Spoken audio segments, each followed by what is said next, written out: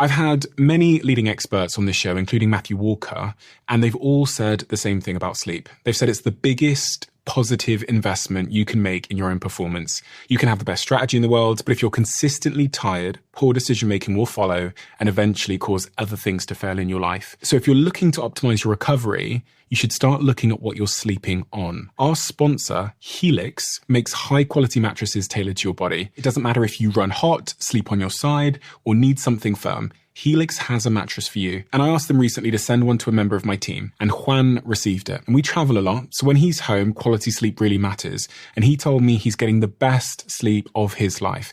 And the data backs it up, with 82% of people in a Helix study saying they saw an increase in their deep sleep. And with a 120-night trial, you've got 4 months to prove it to yourself. You can get 27% off at helixsleep.com/diary. That's helixsleep.com/diary.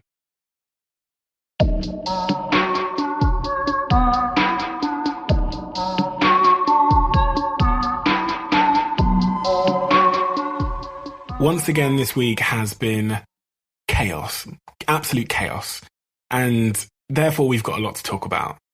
My diary is full of scribbles, little annotations I've made, notes that I can't quite make out, and that's because I've travelled across the world this week because of work and my responsibilities. I've had so many things to do. I've had speaking engagements. I've filmed an advert. I've been to a couple of our global offices. I've been on podcasts. I've been pitching. I've done everything in between, all while juggling the challenges, I guess, of my own personal life on top of that.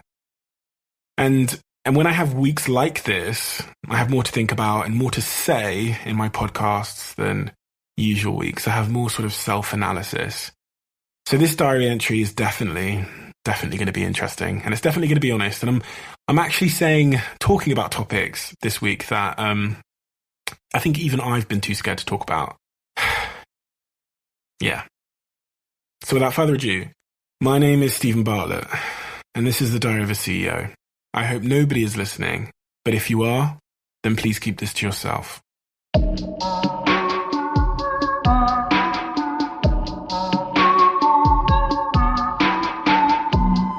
Okay, so the first point in my diary this week just says, mental load, de-responsibility your mind and your life, full stop, burnout, full stop, why was I so pissed off? Let me just set the context, let me set the scene for you a second. A couple of days ago, I had a flight to catch to London, and in London I had a TV advert to film. I had a podcast recording with one of the biggest podcasts in the charts. I had a speaking engagement on one of the biggest stages in the world. And then I had a pitch with one of our top clients over the phone that I needed to prepare for. And I had all of these other things in between. On top of that, I had to go and see my family and 100 other tasks on my to-do list. And on top of that, just as a cherry on top of that cake, I lost my passport. So in the lead up to getting on the flight, I'm actually running around New York, and I realized that I left my passport at a completely different airport on a completely different plane that I just got off. So a lot going on in my mind. On top of that, I've got my general life admin stuff going on. I've got 100 WhatsApp conversations banging on every single day, and all of my responsibilities that are attached with my personal brand, including filming this podcast, which is late, by the way, because of everything I've just described. So that's the context. That's what my life in that moment looked like. And I was on this plane flying to London through the night, realizing that when I landed, I literally was going to be already late for things that I had to do. I was already late when I landed. And I landed into London, my driver wasn't there. He just wasn't there. So that cost me time. I get to my hotel, and usually I just walk straight in and my assistant sorted it all. But for whatever reason, I had to wait 30 bloody minutes because the hotel needed £1.50. Right, don't fucking get me started. This hotel wanted £1.50 as a deposit. Right, so that cost me 40 minutes. So this is all getting on top of me. On top of that, I've not eaten. On top of that, I've not slept for about 2 days. Just going to keep it facts with you. And I really lost my cool. I really just lost myself. I became a really just nasty, I wouldn't say nasty. I became a arsehole. That's the best word to describe it. I was incredibly short with people that are close to me. mainly Sophie, my assistant, and Lauren, my brand manager, I was just short and kind of rude. And I kind of almost lost my temper. I was just very frustrated at everything. And it all just got on top of me. All of these responsibilities that I had, everything had to happen within 24 hours. And I just lost my cool. And I hate losing my cool, because my cool is something that I really pride myself on. Being able to hold my head and my composure in the most grueling situations is something that I've always cherished. And I've had harder times, but for whatever reason, mainly because of lack of sleep, I just lost my cool. And a few days later, I read an article about burnout. And this is a topic which I've always avoided. I've always avoided burnout because I'm scared of it. People have always said to me, Steve, don't work so hard, you'll get burnout. And I've always thought, oh, these idiots, they don't know me. I'm untouchable, I'm unstoppable, I can't get burnout. What are you talking about? Burnout's for weak people. I'm not weak.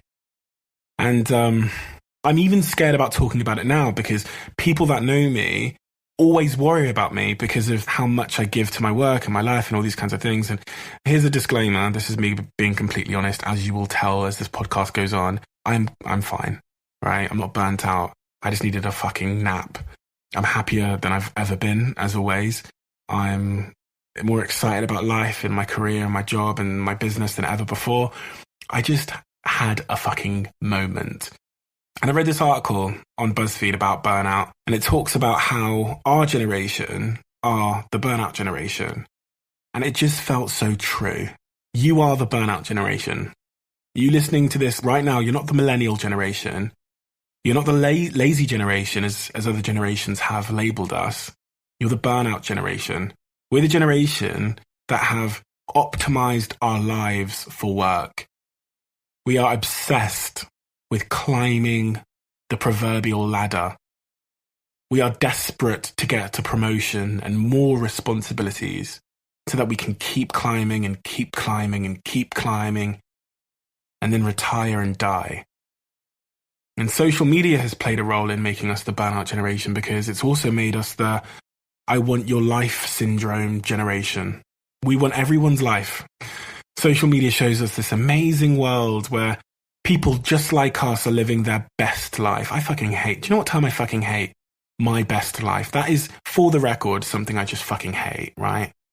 Because nobody's living their fucking best life, are they? Really? If we're being honest, like, everyone's life could be better. Let's be completely honest. Nobody's living their best life. Like, if what I know about life is true, that it's a journey, that it's constant improvement, that it's exploration, none of us are living our best lives unless we're living the tumultuous roller coaster, exploratory life. And that's not your best life. That's life. I much rather the phrase, I'm living life. But anyway, back to the point about being the I want your life syndrome generation. We look at Instagram and we see people that have supposedly hit the perfect balance of work hard, play hard. They have the holidays, the lifestyle, they seem to love their job, they don't seem to work much, but they seem to play a lot. And the reason for that is because our own dissatisfaction about the reality of our lives causes us to narrate our lives on social media, and we create this illustration, which is how we want our life to look, but not really how it looks. You know that's the fucking truth. What we put on our social media is often the illustration of how we want our life to look, because we're not fulfilled enough with how it actually looks. So we think we can draw a new picture and that kind of becomes true, right? And we're all guilty of that. And the truth is, when we see people's lives that we want, we think, this generation believe that the answer, the cure for that syndrome, for that itch, for that jealousy is more work. We think I just have to work harder and then I'll get that life that I see on Instagram. I think we assume the more we work, the less problems we'll have. But I would argue the evidence might just suggest otherwise. And because of the internet, and because of profiles, and because we all have LinkedIn, Twitter, Facebook, Snapchat, Instagram, we've all become brands, online brands. I used to joke to my friends, you know, we have this expression where we say, that's not good for your brand. And what we're saying is like, that's not a good look for you, right? But we all have become brands. And I think this is also one of the reasons why we're the burnout generation. Because brands never turn off, and our brands never turn off. Our brands need constant maintenance online. We are a slave in the coal room of our own online brand, feeding the furnace with coal to the beat of an algorithm which threatens to make us irrelevant if we don't throw more coal into the fire. The shovel is your smartphone, and the coal is the tweets, the Instagram stories that we create to feed our brand and that online narrative. And it is exhausting. That's the world that this generation live in. It's always, always, always on. And another factor that contributes to the fact that we are definitely the burnout generation is that we've become more efficient at everything than any generation that have ever come before us. We are the most efficient generation.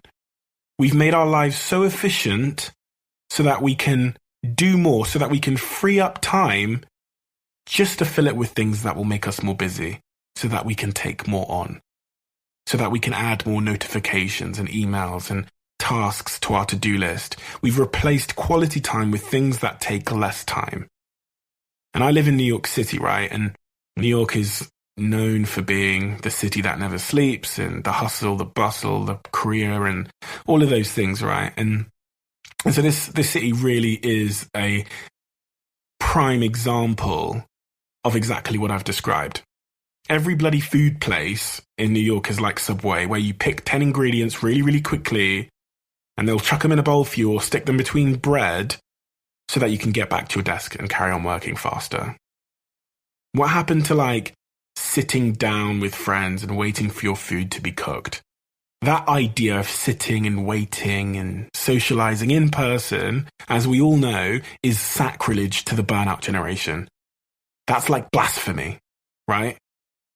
This is why the fundamental criticism of millennials that we're lazy and entitled is so infuriating. And this is what she writes about in her article. She says, we work so hard that we figured out how to avoid time wasting in every respect. We figured out how to avoid wasting time ordering meals, so we have Deliveroo and Uber Eats. We figured out how to avoid leaving the house to go to a shop with Amazon Prime.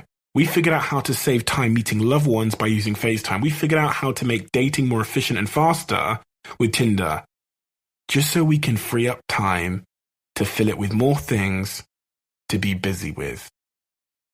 At any given time, if you look at my life, right? And when I landed in London and I was a bit all over the place and lost my temper a little bit, right? I had 5 things to do right then. And I was late for 5 things, while adding 5 things to my to-do list that had just arrived in my inbox, while cancelling 5 things that I didn't have time to do because I was busy. We are the generation with all of the tabs open, trying to accomplish 20 things at once, and the internet has made us involuntary, obsessive multitaskers. And Anne Peterson writes it in this article that I was reading that all of this optimization of our lives as children, in university and college, online, culminates in the dominant millennial condition, which inflicts upon you regardless of how old you are or how rich you are or where you live, which we call burnout. And burnout was first recognized as a psychological diagnosis in 1974 by a psychologist called Herbert Friedberger, I think his name was. And he classified it as physical or mental collapse caused by overwork or stress. Burnout is of a completely different category than exhaustion, although the two sort of concepts are in some respects related. Exhaustion means going to the point where you can't go any further, right? But this is where burnout is completely different. Burnout means reaching that point and pushing yourself to keep going, whether for days or for weeks, or in some cases, years. And what's even worse, the feeling of accomplishment that follows an exhausting task, whether it's passing that exam or finishing a massive work project, the feeling of accomplishment never comes. It never comes. Because the nature of someone living in the burnout generation is just one task after the other, after the other, after the other. There's no time to feel a sense of accomplishment. The exhaustion experienced in burnout combines an intense yearning for the state of completion with a tormenting sense that it cannot be attained, that there is always some demand or anxiety or distraction which cannot be silenced. Josh Cohen, a psychoanalyst specializing in burnout, wrote, "You feel burnout when you've been exhausted and you've exhausted all of your internal resources.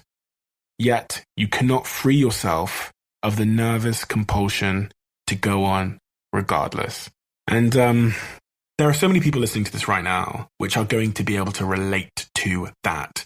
And what she writes in the article that I read, she talks about because she's so burnt out with work and studying and all those kinds of things in her life, she almost finds it impossible to do the simple tasks, like get your laundry done, iron clothes, go and register to vote.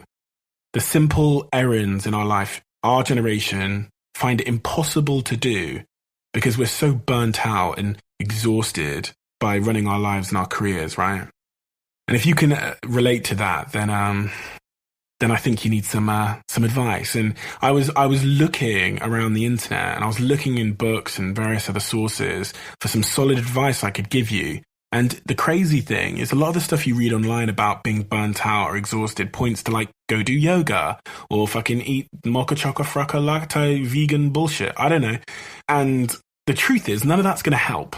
There's no fucking yoga class or like treadmill desk or whatever that's going to cure your burnout. And this is what the article says. And I couldn't agree more. It's much, much deeper than that. It was taught to you when you were in school. We were conditioned and cultured to work and to climb that ladder. And I see no easy way out for our generation. I just don't. But I saw a comment on the article which offered some advice, and I wanted to share that with you as well, because I think it's important to leave you with some advice, not just be Debbie Downer and say that you're fucked, right? So there was a guy that commented on the article and he wrote some really great words, which I wanted to share with you as well. He wrote, "Go and look up the phrase directed attention fatigue on LinkedIn. This is literally a biological phenomenon rooted in the lack of sleep, in which a chronic state of mild to severe sleep deprivation causes the brain's executive function to deteriorate and reduces the capacity for decision making. When you don't get enough sleep, your brain doesn't get the time it needs to consolidate memories, to restore itself, to repair tissues and flush out toxins. The ongoing result of mild sleep deprivation, coupled with a constant sense of urgency, is the descent into a permanent fog of low-grade anxiety, worsened by dulling at the edges." That is 100% what I fucking felt. Because of my mild sleep deprivation, I was all over the shop. And my mood took a massive, massive L. You know, the likely reason millennials feel this more intensely than any generation so far is because the ratcheted up pressure to succeed in everything we do is coupled with the overwhelming presence of sleep-robbing technology. The CEO of Netflix said that his greatest competitor for Netflix, the one thing that Netflix is competing with, is your sleep. The reality is, all of the technology we have in our lives is constantly robbing us of sleep. And in some level, that is our enemy. That is what's destroying us. Millennials want to have it all. We all want to have it all, to post it on Instagram, to tell the world we did it and we made it and to love us, while simultaneously fearing that we will slip into the ravine of failure. And this fear, the failure in our minds, is not having the best job and not living the best life and not having the best love. As a result, we are treadmill addicts, like hamsters, slowly running ourselves into the ground through the lack of rest, mild anxiety, and a desire to climb a fucking ladder. You know, this all sounds quite grim, but the article in the comment below it says that the simple answer is to unplug and get more sleep. And to be honest, it's not that simple at all, because finding more time for healthy sleep and rest goes directly against the grain of having it all. And that's what we're programmed to do. And we're programmed to be the super worker who has a super social life, who never misses that hot new episode on Netflix or whatever it is. And, you know, you just can't have it all. And the pursuit of trying to have it all, which I'm more than guilty of, results in having very little to be proud of. And in that moment, I wasn't proud of my fucking mood. right? I was an asshole. And I did go back afterwards and apologize to Sophie and Lauren and that and just say, listen, I need to sleep.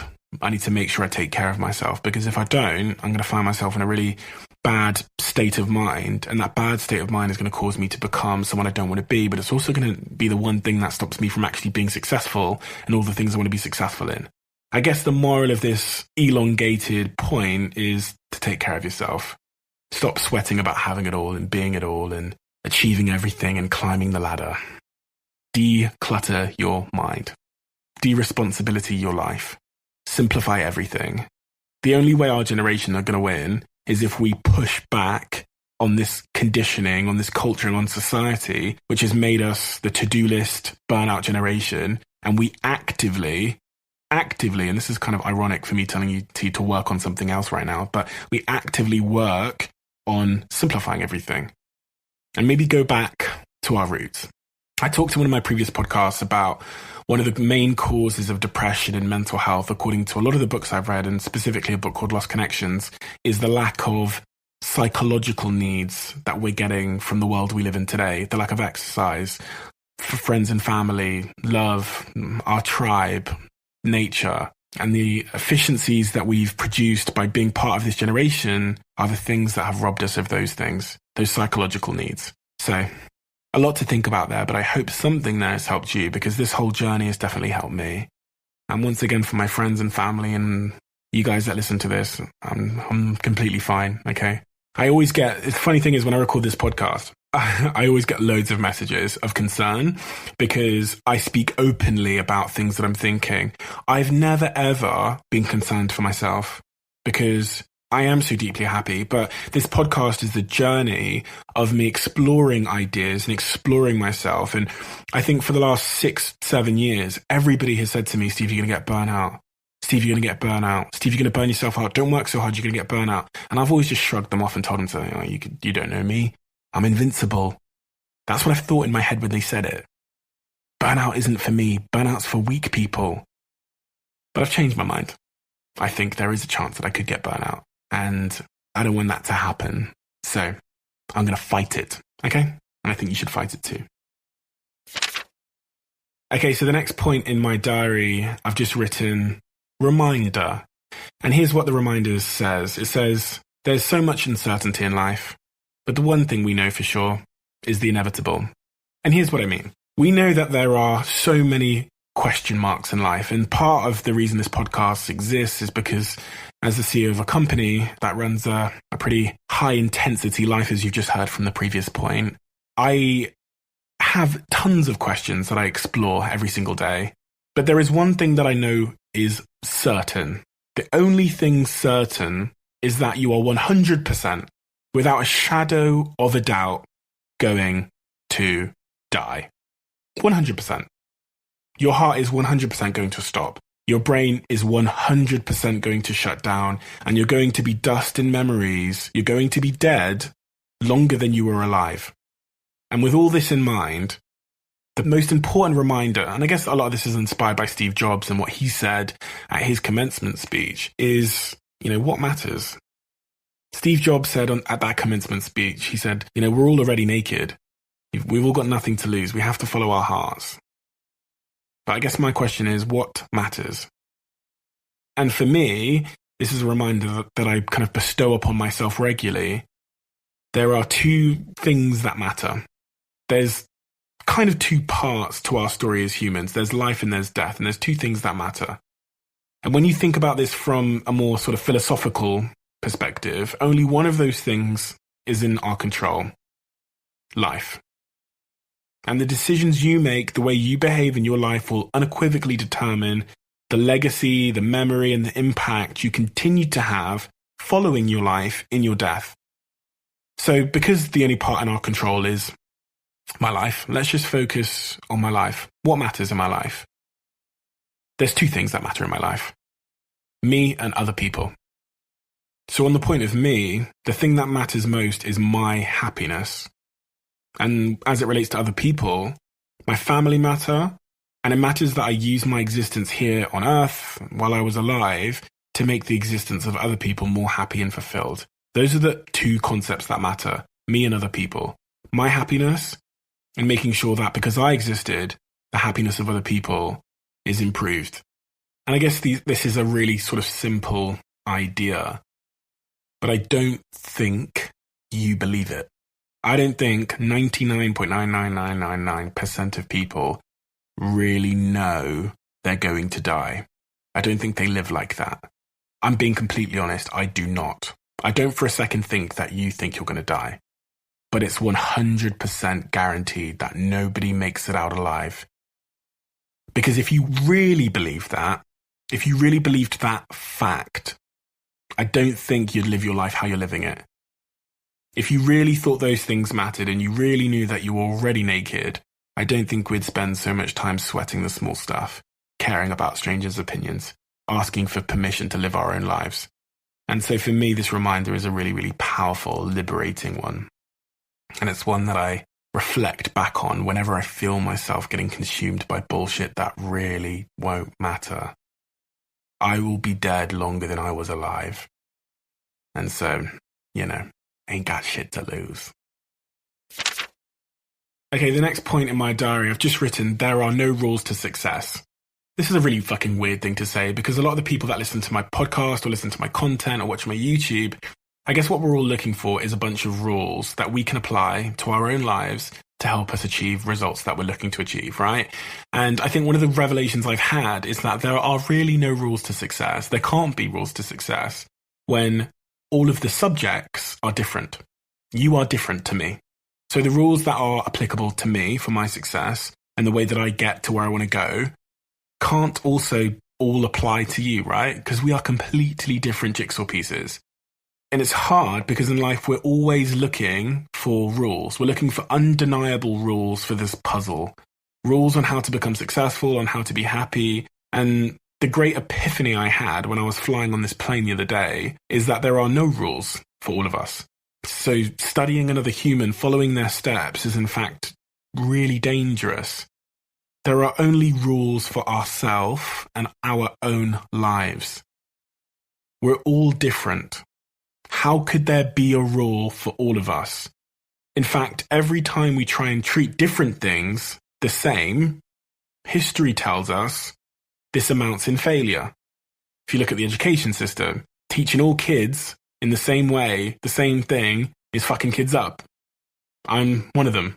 I slept through all of my classes, I was expelled from school, I was probably considered a failure to many people, and I turned out okay. But the education system perceived me as the same, and it taught me in the same way, and it gave me the same rules, and I didn't come out very well, according to them, anyway. And I think the same about success. I think, listen, I've said this before, but I love Steve Jobs, but I'm not Steve Jobs, right? And the way that Steve Jobs made it is the only way Steve Jobs could have made it, but it's not the way I can make it.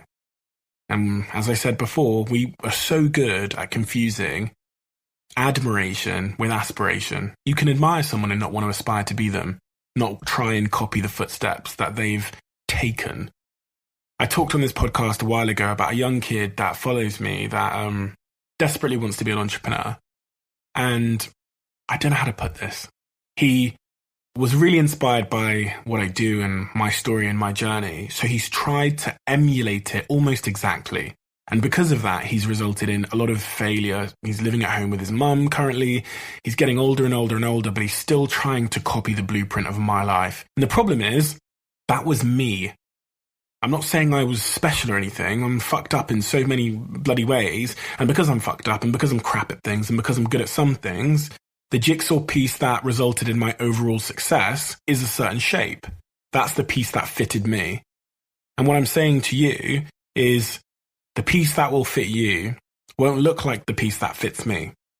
So instead of trying to carve out that piece and stick it in you to see if it completes the picture, I'm asking yourself to look at yourself first, to look at your own shape.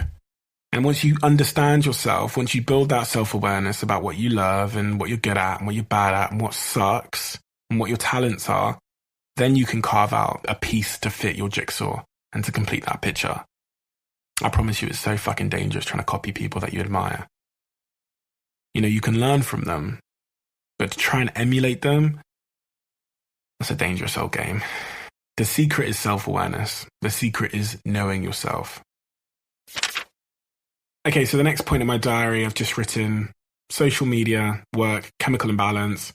No, people are one of the biggest burdens to your mental health. And here's what I mean. Growing up as a very social person and then going and starting a business and employing a lot of people, one of the things I've definitely done is I've got to meet a lot of people. And I've met great people. I've met not so great people. And I've had people close to me, sometimes involuntarily because of work, that have been, in some respects, toxic. They have hurt my peace. And I think everybody listening to this podcast right now has somebody in your life that is hurting your peace. And as I reflect on maybe the last, let's say 5 years of my life, I can literally think of, say I knew 3,000 people, 3 people in my circle who have sucked the peace out of me. And social media gets a lot of the blame for mental health problems and overstressing and work and burnout, as we've just talked about, and chemical imbalances and all of these things. But honestly, I think people in your circle are one of the biggest causes of mental health issues and let's call it peace robbery than anything else. One of the best things I ever did in the last decade of my life was mustering up the courage to remove certain people from my life. And not like half removing them. I read this quote earlier on, which I posted on my Instagram, and it says that when you take the trash out, you empty the bin, you go and put the bin bags by the door, it still stinks your house out, even though you've put the crap in a bin bag. And I'm guilty of that at my place here in Brooklyn, right? I put all the crap into a black bag and I stick it by the door and then my house starts to stink. You've got to take the bag out. And I reflected on that quote because there are people in my life that I removed completely. I cut them out completely. And it was hard and it cost me. It cost me friends. It cost me, some cases, professional opportunities. In some cases, it meant that someone would go and talk shit about me for 12 months, unwarranted. But I had to cut them out for my own peace. And I think cutting out a handful of people from my life has had an upside which is undescribable. So I'm throwing this back on you, listener. Whoever's listening to this, wherever you are, is there someone in your circle that is robbing you of your peace, that is making you anxious, that isn't treating you how you think you deserve to be treated? We do this a lot in business where there's just that one rotten apple in our circle or in our company or in our business. They've got too much of an ego, they're rude, they make people feel bad, they're selfish, they're obnoxious. They don't think we know their agenda, but we do. And as in a business context, sometimes they're offering great skills. Sometimes they're talented. And the worst thing we can ever allow in a business context is a talented arsehole to corrupt our culture. And the same applies for you. How many talented arseholes, how many people have you got in your circle that are well connected, are valuable in one respect, but they are peace robbing in another? Here is my message to you. This fucking year we remove them. All of them. This year we cut out all of the talented arseholes in our circle. All of the peace robbers. Right? I did this in my life and it was one of the best things I ever did. And I just hope the same for you. Okay, the next point in my diary, I've just written, name someone that doesn't have haters. Let me back up a second, give you some context on this. So over the last couple of years, I've put myself out there more. I've built my, as they call it, personal brand. And I've made more content online on Facebook, Twitter, etc., Instagram. And because of that, I've picked up a shitload of haters. Whenever you put yourself out there in the world, you'll pick up a bunch of people that just fucking hate your guts. And to be completely honest, I'm pretty sure there's some people that listen to this that fucking hate me because that's just the way of the world, right? And naturally, nobody wants that. Nobody wants to be hated. Nobody wants to have that 1% of people that talk shit about them behind their back because we all have our egos and we all want to be loved, right? That's just a human thing. So I think at one point last week, while I was in the gym, in fact, it crossed my mind, what would I have to do to not be hated while still being myself and putting myself out there and trying to achieve the things I want to achieve? How would I have to behave? And the answer was there is no way. There is no way for me to behave that will result in me being able to achieve the things I want to achieve while still being myself and fulfilling myself and being happy and not getting haters. It just doesn't exist. Name for me someone on the face of planet Earth that doesn't have haters that has achieved anything that has been themselves. I thought of names. The first name that comes to my mind is someone that I think everybody loves, Obama. 50% of people fucking hate him. All of the Republicans hate him. Then I thought, okay, who else? Maybe a sporting legend, Ronaldo. People hate Ronaldo. In fact, all of the opposing club's fans, every time he plays, hates Ronaldo. They boo him. They shout shit at him. All the Messi fans hate Ronaldo. I can't name one person on planet Earth that's got through life without being hated and achieved something. So listen, they're going to hate you anyway.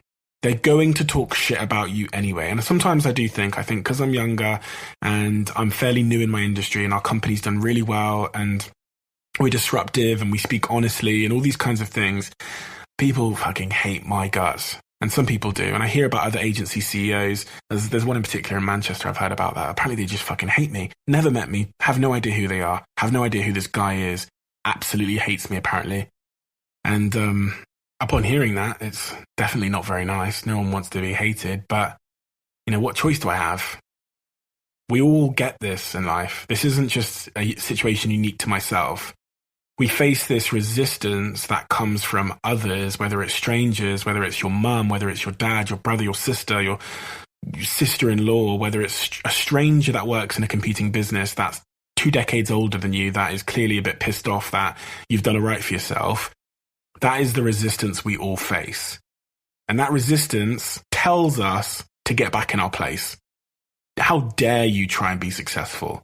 How dare you try and be yourself? You better get back in line and be a sheep. That's what the resistance wants from you, right?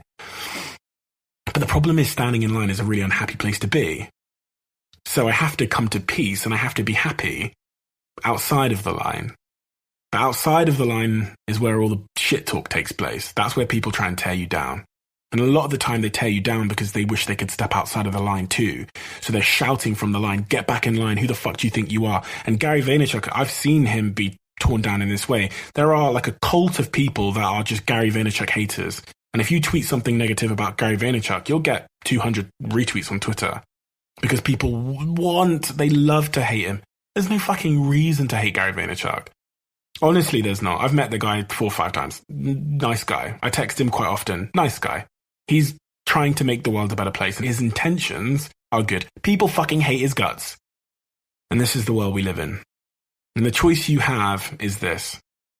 This is the choice all of you have, okay? You can either take the hate, be yourself, do it your way, chase after your fulfillment, be unapologetic, live your life on your terms, and have no regrets. Or you can retreat under your duvet, turn the lights off, lock the door, and just wait to die. That's the choice as far as I see it. And I think about that every single time I see that hate and I think, oh shit, maybe I should act differently so that people won't talk shit about me or won't be critical. And I just think I can't be fucked to get under my duvet and turn the light off and lock the door because, I'm going to die anyway. That's the fucking punchline, isn't it? That's the punchline. I'm going to die anyway. So none of this stuff is going to matter. None of your fucking opinions are going to matter. Your mum's opinion won't matter. None of this shit will matter. I think if I had a mission in life, right, and I had to say, what am I trying to do to the people that watch me, listen to my podcast, come to listen to me on stage, it would probably be, I just want you to be you. I want you to be comfortable in your own skin and just being you. Isn't it sad that that's so hard? Just to be you. Unless you're a fucking racist, of course, then I don't want you to be you. I want you to go to church and repent for your sins. But if you're a nice person and the world could do with your value and you've got a unique take on life, then I want you to be you. Not racists and bigots and all that. I don't want you to be you. I want you to find Jesus. But yeah. Anyway, I'm going to end the podcast there. It's 2 a.m. here in New York City and I talked about sleep in this podcast, so I better go get some. I'm in the cupboard in my apartment here in Brooklyn, New York. I'm surrounded by glasses and a blow-up bed and a big exercise ball. And I've got work in the morning. So I hope you've enjoyed this podcast. If you have, then please message me, tweet me, tag me on Instagram. I'm going to go through the podcast reviews again, and anybody that's rated it 5 stars and left their Instagram handle or their Twitter handle, I'll be dropping you a DM just to say thank you. I'll pick 5 people and send you a voice note as well, and answer some of your questions. So thank you so much, as always, for listening to this podcast. I know you don't have to, and I appreciate you allowing me to rant and get all this stuff off my chest. And I really hope anything I've said helps you, because if it does, then that helps me as well. So have a wonderful day, have a wonderful week, and I'll see you again next Monday.